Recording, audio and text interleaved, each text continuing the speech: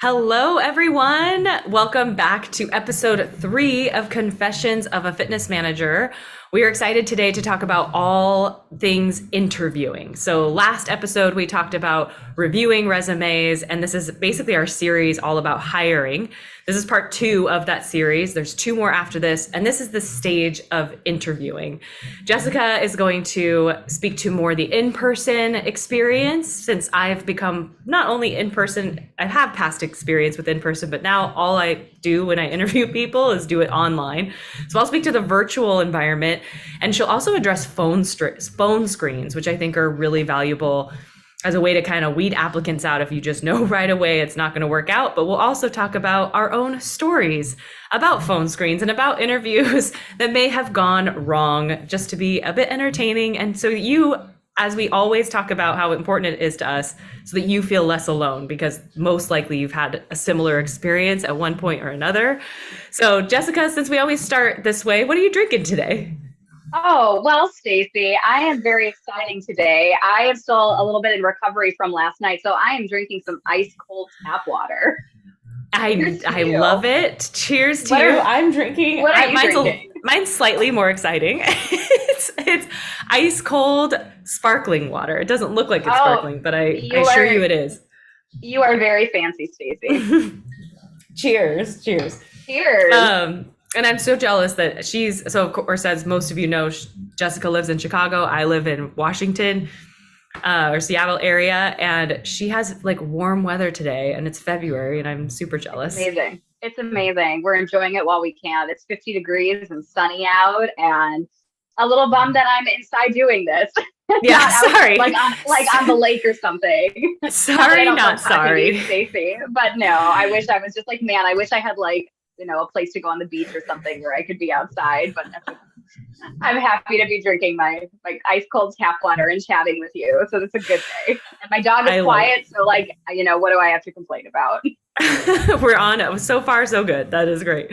Same with mine. So that should be our disclaimer too in our writing of the posts we both have loud dogs. Yes, they may get excited at some point. You may hear some barking in the background. Don't be alarmed. Exactly. Yeah, exactly. Nothing's going wrong. Nothing's wrong. Everything's fine. So let's talk about the phone screen and the interviewing process. So yeah, you start. Okay, so I don't know about you, Stacy, but interviewing has been rough lately. I don't know what's on these applicants' minds. I don't know if they just feel that we need them more than they need us because they could go train or teach on their own. But I feel like I have been having a rough time interviewing applicants. So I typically start off when I get a resume that looks promising. I like to start off with a phone screen. So right away, I'll call the applicant directly, see if we could set something up, or I'll shoot him an email and say, can we do a Zoom or a phone call? What day and time works best for you? So when I do a phone screen, I'm just kind of looking to see, would they be a good fit for our team? Because if I bring them on for a formal interview, I want to make sure that I set the expectation of what I'm looking for, making sure it's a good fit. So with a phone screen, I typically want to know a little bit more about them. Ask them about their education, their certification, previous experience teaching, just to kind of get, this is all listed on their resume, but I kind of want to hear from the horse's mouth directly as to who they are and how they express themselves and how they communicate. I had a phone screen recently from an applicant who, it looks like he just very recently, like within the past few months, had gotten his personal training certification and has had 0 personal training experience, but his resume was pretty solid. So I'm like, you know what? Everyone starts somewhere. Let me reach out to this guy and see what he has to say. So we set up a phone screen, and he was a brand new personal trainer. And one question I always ask after I get to know them a little bit is, why do you want to work for my club? Like, why did you apply for this position specifically? Maybe they know something about the club. Maybe it's close to them. Maybe they know something about that clientele, whatever it is. Like, I just want to know why. Or maybe they're just dropping resumes left and right. Who knows, So this applicant actually told me that he wants to build up his own personal training business. So he wants to partner with the health club to meet potential clients. So I took that to mean you need a place to meet clients and poach clients at. So I don't think I'm take them assuming that. And then take them away from us. Meet them and poach them. So that's exactly how I read it. So I relayed that back to him, and he said, yeah, that's pretty much what I want, which is not the right answer. It's like the exact opposite of what we want to hear. So it was a very short phone screen. I didn't need to hear anything else after that. And you even tried to clarify, because if he had said, well, no, I don't mean that. I just mean perhaps I, build my clientele at your facility and I live far away, but I work with a client over here. Yeah, that's different. Yeah, no, he was very clearly like, no, like, yeah, I need a place to meet clients at. So this is why I'm applying to your health club. So not the right answer, telling your potential employer that you're looking to essentially use them to build up your own business and then poach. So that is, that's stealing. So I don't know. I'm getting applicants like that. So it's been very frustrating. I don't know if I'm the only one, but I typically like to use the phone screen just to kind of weed out the applicants who would not be a good fit for our team. So he was not invited back for a formal interview. No, doesn't sound like it. Doesn't sound like it was going to happen. And then what's your story for an in-person interview that was kind of shocking or threw you for a loop? Oh, so many, Stacy, but I had this one applicant for a personal trainer, and the job posting said pretty much what all personal training job postings say. This is our pay structure, and this is what we're looking for availability, and this is what we're looking for education experience, all that stuff. Had a solid phone screen. This applicant had experience, education, was pleasant over the phone, invited her into an in-person interview. And when we sat down, one of the very first things that she asked about was the pay, which was, we didn't quite discuss that in the phone screen, but it was listed on the application, like the range. And she said that she will only work for salary. And in this business, we know that personal trainers are pretty much based on commission.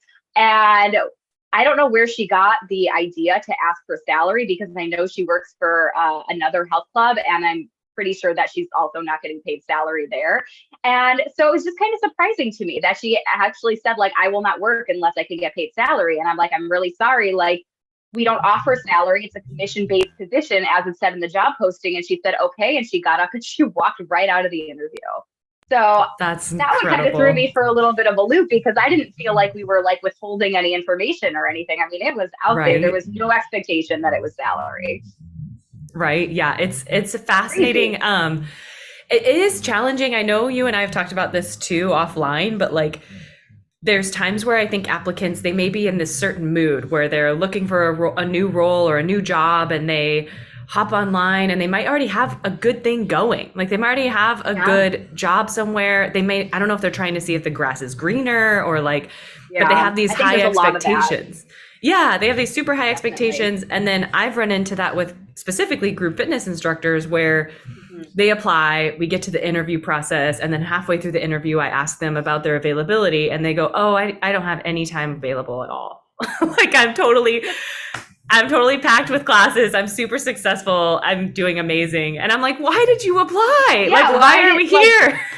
Like they came to you. So why would they apply if they have no availability? Like why waste their time and your time? That doesn't make sense to me. It's happened a couple of times. And I am curious, once again, like, are other people experiencing this? So, it's different from that personal trainer, but I wonder, like, if maybe it's something she's seeking. And it was obviously, like you said, in the job description that it's a commissioned position.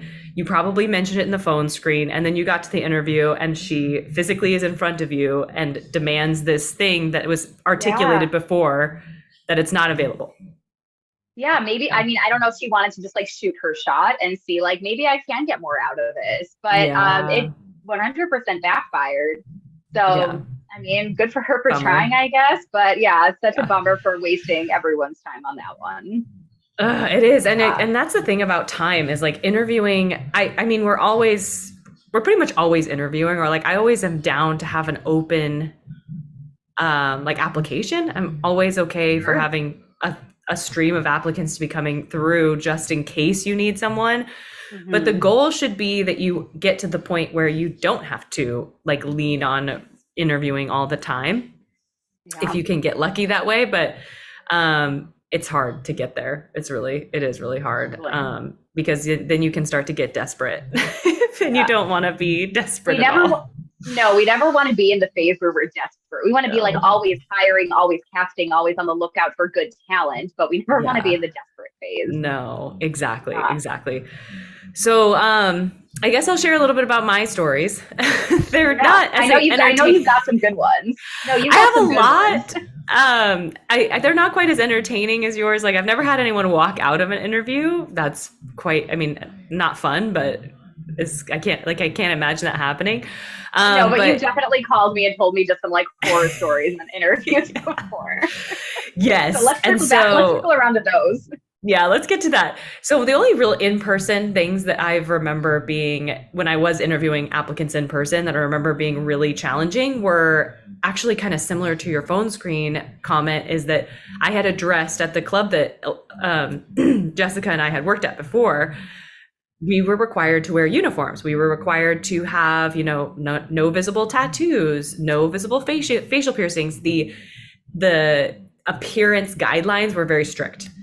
And when we would talk about those things on the phone screen, and HR actually did that for us, which was really nice, but they would make their way into the facility and sure enough, they have pink hair, nose piercings, they're wearing like a crazy outfit and they show up and you're kind of like, so any questions about the phone screen? Like and then they're like, no, not at all. And then you get so far in the hiring process and suddenly that was just an experience I remember. They're like, oh wait, no, I'm not going to dye. I'm not going to stop dyeing my hair. And oh wait, no, I'm not going to like take out my piercings. Oh wait, no. And so I don't know if they're trying to ignore it until they can try to adjust things, but. Well, and one thing that's interesting, Stacey, was at our old club, we did have HR do the phone screen, which was great. And then when we brought someone in to do an in-person interview, the very first thing they would have to do would be to watch like an intro video of the dress code policy, because that club's culture was very, very strict. So before Stacey and I would even be able to meet with an applicant, they would essentially check into the club and they would be brought to watch a video on, this is our dress code policy, and this does require this uniform, and it does require no visible tattoos, no facial piercings, and it was very, very specific. So the expectation was again set at the start of it. So that way, by the time we go and get the applicant and sit down, this video is fresh in their mind of a very well thought out dress code. And then when we ask any issues, any questions about the video you just watched, a lot of them would say no. And then they would have like crazy hair or like neck tattoos or like full grown beards or mustaches or something like that. And then later on, we've had it where they're just like, oh no, never mind. I don't want to shave my beard, or I disagree with this. And it's just like, well, then why did we get through your interview, your audition, your second interview, because it was set from the get-go. Yeah. And while I think more facilities are being more relaxed on that, it is just fascinating how people ignore certain things that are absolutely essential to whether they want or don't want that position. So it's like, just end it early. If it's not going to work out, it's better to end it early because it's so time consuming. And I feel like at that point, like if your facility has a strict dress code, for example, and right off the bat, you are not going to fit into that dress code, then end it now, because you're just going to set yourself and the club up for failure. Why put yourself through all that? And then like, if you have to go and abide by that dress code that doesn't work for you, then you're just going to end up resenting the facility and your manager. Exactly. And that's it's a bad experience all around. It's so true. It's so true. I've had applicants, and I believe you've been in the room when it's happened, where they have like their phone out on the table and then the phone rings or they get a text message and we're having a conversation and they pick it up. That happened recently, Stacey. That's a huge, I'm just always mesmerized by that. My biggest experiences with virtual have just been throughout the year. I've been I love how Jessica talked about how she kind of goes through the process of booking the phone interview and the in-person interview. I have had to use the tool called Calendly, which has really helped me with the back and forth. And it helps me set reminders. So basically it's a calendar, a software where you can set your schedule, set your availability ahead of time of when you can see people virtually. They select the day and time that works for them after you send them a link to do so. So I've reviewed their resume. I've maybe asked them a few questions virtually via like Indeed Messenger or something. And then we've gotten to the point where I send them my calendar link and I say, book an interview. Like, we're so excited to talk to you about you and tell you more about us. And they book this interview. So they've chosen the time. It's all around, basically, it's partly my schedule, but it's also what they're available for. They selected it themselves. Then they get a reminder, they get a confirmation, a calendar invite with the link. It automatically sends it to both of us for Zoom, for our virtual interview. Then they get reminders. They get a reminder 2 days before and then 2 hours before the interview. Because I figured if someone had forgotten, it gives them 2 hours. You can set these parameters, by the way, in Calendly, and there's a lot of other options out there. But they've done all of this to help them. All of this has helped them. And even with all of that, I am left sitting in a Zoom room waiting for a virtual applicant to show up because they forgot, they decided they're not coming. And I've had people, after I reach out to them and say, I'm here in the virtual interview. So if I'm there waiting, I even give them 5 minutes just in case there's like something going on or like they're having trouble getting on. Maybe their computer reset. I try to give them the benefit of the doubt. I'll email them and say, here's the link, once again, that was in the reminders and the invite. I'll wait 5 minutes and then I won't hear from them. And then maybe an hour later, when they see me emailing them, they'll be like, oh no, I had this thing happen. I had this. And honestly, there are some big excuses I could see. Like if someone had to do like a medical emergency for themselves or family or something.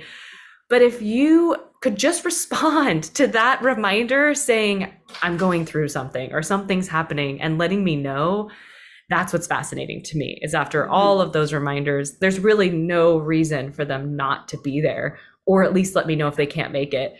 So that happens. They just don't show up. If you hire people virtually, please share how that goes for you too, because it happens a lot. I would say like 20-30% of the time I'm getting like stood up. It's high, like a high percentage. That's a big percentage. It sucks. And then when they show up, Jessica's had the pleasure of hearing my stories. They have been all kinds of places. I don't know. I think people see a virtual interview, and I've thought about putting in my invite, like, be sure to be in a quiet room with, but I've actually decided to not do that. Cause I'm like, if you're not going to take this interview as seriously as an in-person interview, then that's a huge sign that it's not going to work out.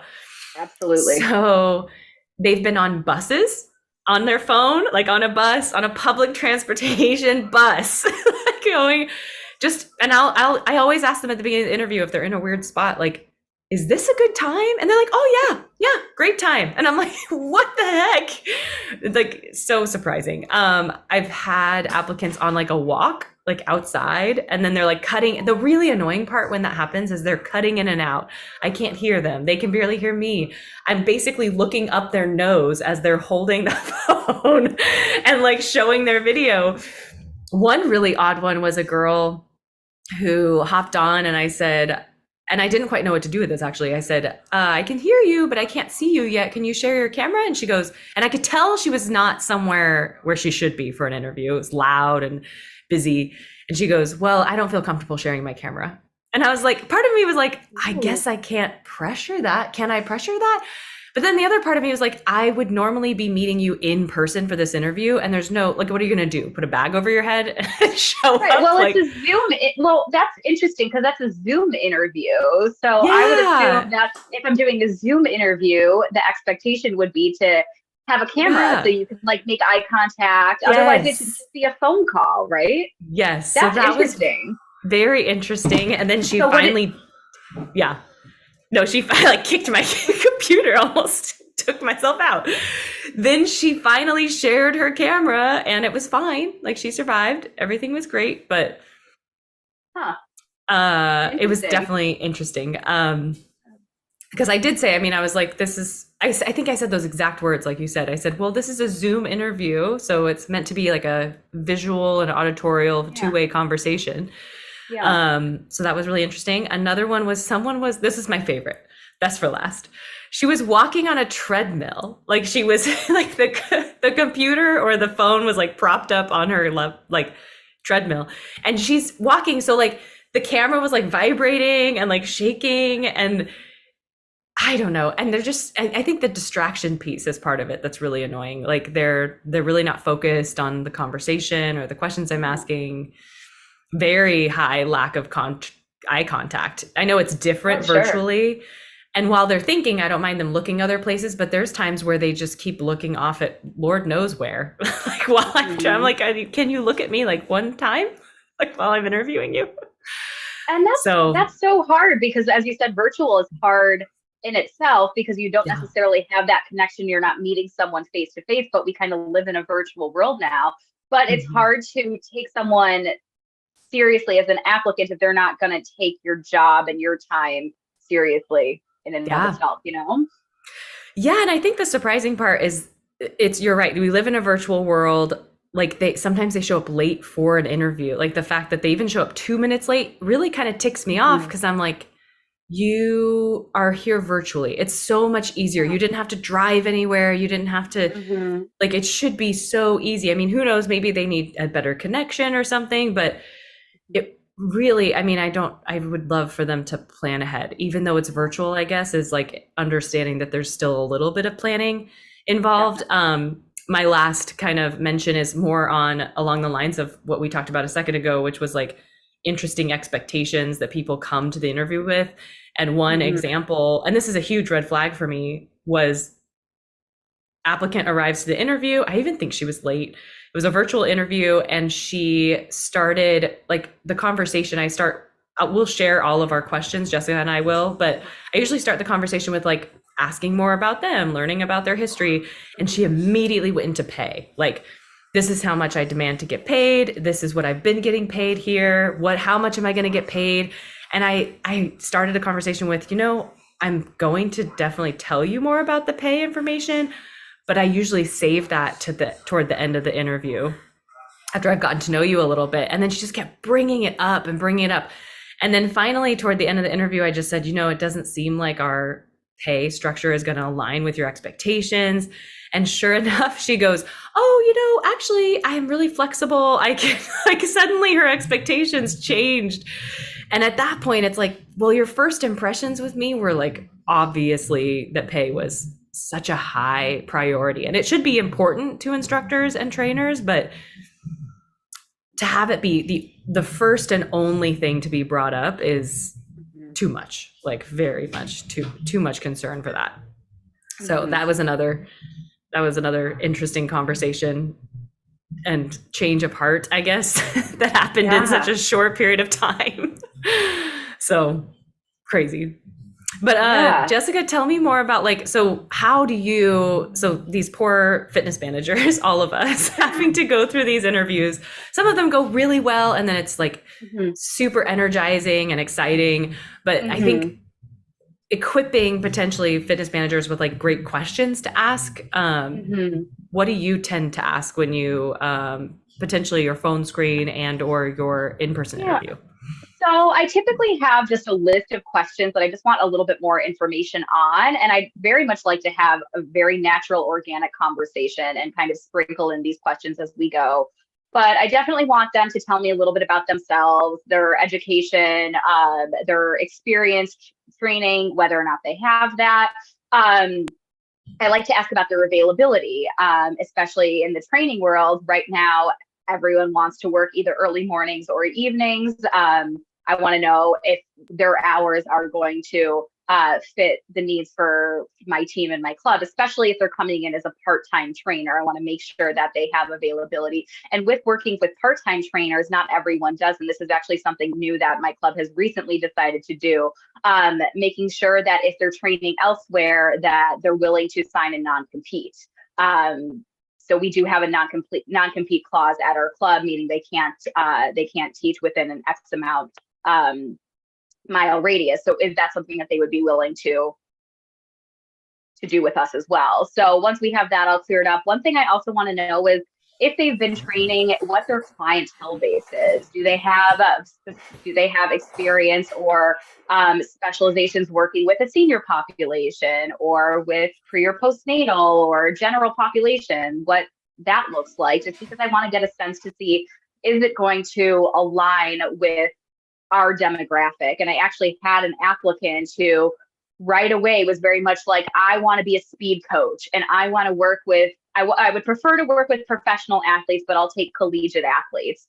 And I'm just like, well, you know that we're a health club, we're a members only health club, and we cater to the general population. And we're right downtown, and we have a lot of corporates who work 9 to 5 and are here before and after work. We don't really have professional or collegiate athletes here. And then he very much backpedaled and was like, oh no, that's not what I meant. I can train whoever.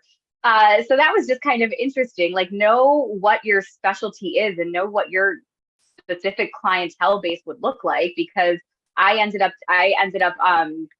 not offering him a position, and he was actually very gracious about it and responded back and said, like, is there anything else, like any feedback you would give me, which I very much respect, because you don't get that a lot, at least I don't. And I said, you know, the main thing that I felt why I didn't bring you on was because I felt you would be bored working with our general population. I felt that you would have been disappointed not working with your athletes. Yeah, no, I think I've run into that too, where I think I explained it actually when I was corresponding with an applicant virtually, was they were so adamant about working with a certain population and have only experience with athletes. And I can't help but admit, like, even with my first question, like you said, I love that you said that you keep the conversation organic too. Like, it's so much more comfortable for them. It's more comfortable for you. You're going to get a more real version of them if you help make them comfortable with you.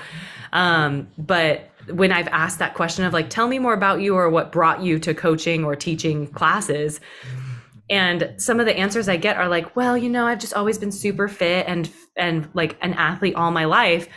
And while that's cool, like, good for you, that actually doesn't help you relate to your clients at all. Like, majority of the population that we're working with has zero, like almost no interest in becoming an athlete and just want to stay healthy and feel good. And how can you understand that and cater to that? Like, so it's not a turnoff, I guess, when someone says that, but when it's brought to like so much attention, like they're so proud of it, it's kind of like, well, if you have, and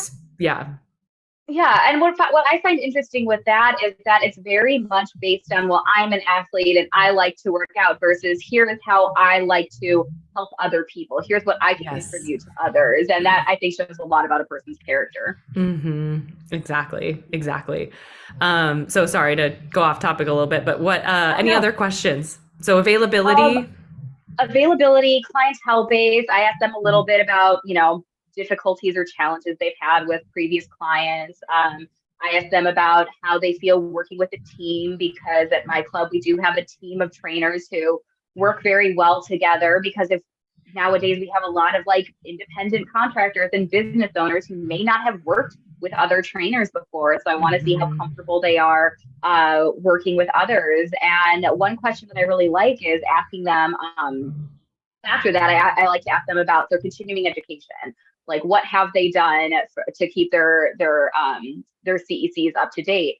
And I'm getting a lot, Stacy, which is like breaks my heart every time I watch YouTube or I see things on Instagram. So apparently in the world we're living in, that counts for continuing education nowadays. So that I have to hold myself back from lecturing them on like, what credits are you getting that apply towards your certification? And it's rough. I haven't gotten a lot of real good answers on that one lately. So if you have any feedback on that, Stacy, let me know. Yeah, no, I'm so glad you asked that question, because I think I sometimes will even, if I really want to go in depth, I'll ask like, what formal and informal education are you getting? And I'm still not looking for YouTube and Instagram. I'm looking for, I take sessions with other trainers or I attend other classes. Like that's super valuable to learn what you like and don't like about a certain experience. You're putting yourself in your participants' shoes. Like that's amazing education. You may not get CECs from that, but that's like humbling and such good education. I love hearing that. Or like I film myself and then I watch it.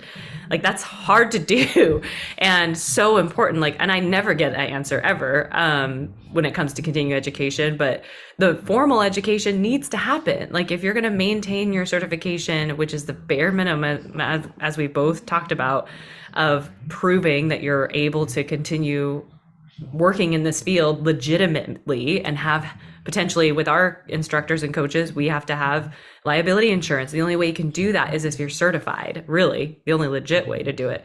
So it's, yeah, that can be really frustrating to get those answers because it's tough. Like those are easy to find. You can find anything on Instagram and YouTube. That's what your clients are seeing, but going to classes and filming yourself is better. And if that's what your clients are seeing, why are they going to pay you to teach them the same thing? They could find on Instagram or YouTube. Yep, exactly. And rarely when I watch anything on YouTube or Instagram, do they tell the why, like the scientific really reason. A lot of the time it's missing from why that exercise exists. Exactly. Absolutely. So Stacey, anything else? Oh yeah. I mean, those are pretty much my basic questions. And then based on how the conversation is going, I might sprinkle in some other things, but those are kind of my list of things that I want answered. I want just the basic questions. Why are they here? What can they bring to the team? How do they handle challenging situations? How important is their formal education to them or even informal education? What are they doing for that? So those are my basic questions. What do you typically ask your applicants? I love it. So mine are very similar. And I think what I think is so clear about myself and Jessica is that we talked about, we want the applicant to feel comfortable. We want it to be a relaxed conversation. It is formal, but you want to see their real responses and you want to experience them as a person. But I also like how our questions aren't anything too crazy. Like I've been in interviews myself where they say things like, tell me about a experience that was really challenging in your life and how you overcame it and how the adversity you have from that moment you can take into personal training. And it's like, dude, like that is like the dumbest question. I'm happy to answer it, but I just don't understand like the reason behind that. Like you don't need, why do you need to know about my personal life in this interview to the adversity I've been through in order to recognize if I can be a good trainer or not? Like I've had plenty of personal trainers or instructors who've had no adversity and they're just as good as the ones who have had a hard life or had hard times in their lives. So I think like questions, I just love that we haven't brought up questions like that. And I'm sorry if I'm insulting you, if that's like a really important question to you. But we really are just asking questions that are going to be the most important to what we've seen is valuable for us to understand about that person in that moment. So I do the very similar questions, maybe in a different way. In regards to asking them to tell more about themselves, I sometimes will say like, what brought you to coaching and teaching fitness and movement? My next question is usually what brought you to our company? So very similar to Jessica, what interested you in this company? What research have you done so far? So I can get an idea of what their expectations are, because they could have read something or misunderstood something that wasn't actually part of the role. And then at that point, we can set expectations too, again, and clarify some things. And then I ask about their availability. I ask how they prepare for a session or a class, because an answer for that will be really educational for you as the interviewer as to if they like what their mindset is when they're preparing for a client. Do they actually think through it? When they're preparing for a class, they hopefully they're preparing, because we know some instructors who are like, I just show up and make it happen. Ideally, we should be preparing. And then specifics about, I love it when a provider can recognize what they offer clients. Like when they can articulate and describe, here's what my session should feel like for my clients. Like what makes me a little bit different is I really strive to help them feel comfortable, or like they can, if they can articulate what they do differently in a good way for their classes and their clients. I love hearing those answers. And then specifically for the company I work with now, I'm interviewing them virtually. And then a lot of the time I'll ask them, do you have any experience with coaching virtually, whether that's classes or one-on-ones? And can you also share if you'd be willing to take that on? Because it's not required for our company, but it's a possibility. And as you and I have talked about, it's something that's going to keep being brought up in this industry. So I'm kind of fishing for their openness to trying something new. And so if their answer is no, I've never done it and I never even want to do it, it's horrible, virtual is just not going to happen. And that response is way more like, whoa, okay, you're obviously not someone who really loves to learn new things and try new things. Right. If it could work for your clients. But if it's more of, I've never tried it before, but I'm curious about it. And if it worked out and I wanted to experience it with my clients, I would be happy to try. So like, that's a different answer than you're looking for someone with a little bit more of an open mind. Yes, exactly. So that's kind of the answer I'm looking for. They don't have to have had any experience, but it really is a good insight I've found more recently in learning about that applicant, their personality, and like you said, their openness to learning something new or accepting a different version of training. Because when they're not accepting of it, it's almost like those personalities, those trainers and instructor personalities that can be like, I don't like that because it's new and different. And you don't want that either, that energy on your team. So it's a good insight for that. But I hope we've given you some good strategies and recommendations. We talked a lot, but interviews are intense. They're complicated. They need to be taken really seriously, and they are time consuming, but we hope we've given you a laugh or two. If not, we made ourselves laugh today, Stacey. Yeah, exactly. But we're curious, what are some crazy stories that you've had while interviewing talent? What are some tips for other managers you have had, you have when interviewing applicants? Questions you tend to ask that we might have spoken about today? Some ways that you help make sure that the applicant shows up or is understanding expectations, because that's a lot of what the interview process is not only asking them questions, but helping them recognize what it's like to work with your facility. But we really hope that this was helpful for you. The next episode of Confessions of a Fitness Manager is all about auditioning instructors and personal trainers. So you're not going to want to miss that one. Thank you so much for listening and watching. If you're seeing this on YouTube or on anywhere you get podcasts, make sure you subscribe so that you can get more content, or like or star 5